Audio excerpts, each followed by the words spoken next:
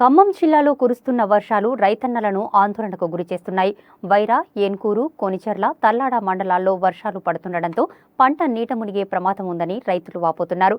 ఎంతో కష్టపడి పండించిన పంట నీట మునిగితే తమ పరిస్థితి ఏంటని రైతన్నలు ఆవేదన వ్యక్తం చేస్తున్నారు. తేమ శాతంతో సంబంధం లేకుండా ప్రభుత్వం వెంటనే పంటను కొనుగోలు చేయాలని వారు డిమాండ్ చేస్తున్నారు.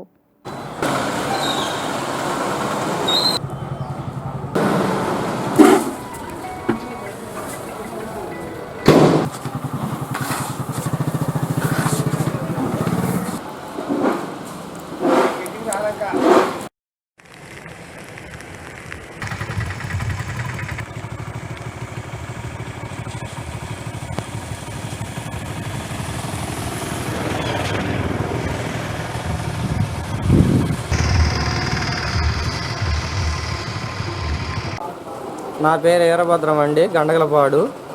మన వీర మండలం మా సోదరా గారి చేను కౌలుకి చేస్తున్నాం. ఈ అకాల వర్షం వల్ల కొంత చేను కోసి కొంత చేను కొయ్యక ఆగమైపోయి ఉన్నాం.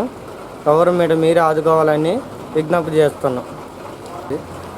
గండగలపాడు కౌలుకేసినవండి, మొత్తం లాస్ వచ్చింది. వాళ్ళకి కొయ్యక చేను కోసి ఆగమై పట్టా కప్పుకుంటున్నామండి. చాలా ఇబ్బందిగా ఉందండి. 3000 అన్న.